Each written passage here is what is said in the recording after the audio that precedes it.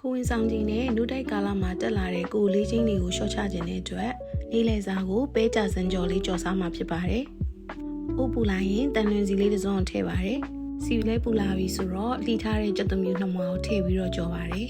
။ကြက်သွမျိုးနှံလေးမှုေးလာပြီဆိုလို့ရှိရင်စားနဲ့အရသာနေထားတဲ့ကြက်သားလေးတွေကိုထည့်ပြီးတော့ကြော်ပါမယ်။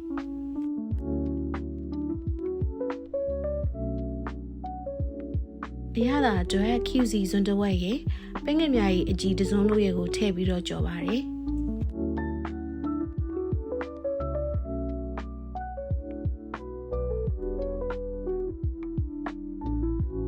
ကြက်သားလေးလည်းရတော့မလောက်ပြီဆိုတော့လှီထားတဲ့ဂေါ်ဘီဥနီပူစားပဲတို့ကိုထည့်ပြီးတော့ရောကြော်ပါမယ်။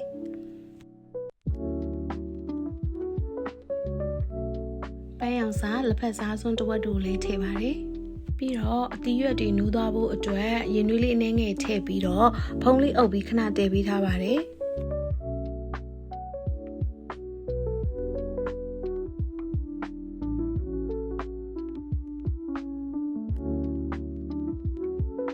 တီးရွက်လေးတွေကိုဘေးကပ်ပြီးတော့ထွက်လာတဲ့အရည်ထဲမှာရေစိမ်မိသားပဲကြစံလေးတွေကိုထည့်ပါမယ်။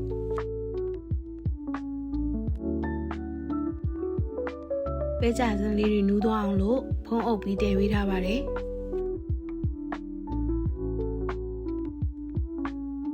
နော်ပဲကြစံနဲ့အသီးရွက်လေးတွေကိုရောမွေပြီးတော့ကြော်လိုက်ပါတယ်။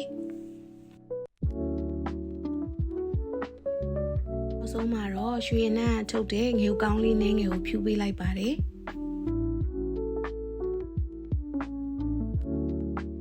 အခုဆိုရင်တော့အရသာလည်းရှိကယ်လိုရီလည်းအရင်မများတဲ့ပဲကြစံကြော်လေးရပါပြီ။ကြည့်ရှုပေးတဲ့အတွက်အားလုံးကျေးဇူးအများကြီးတင်ပါတယ်။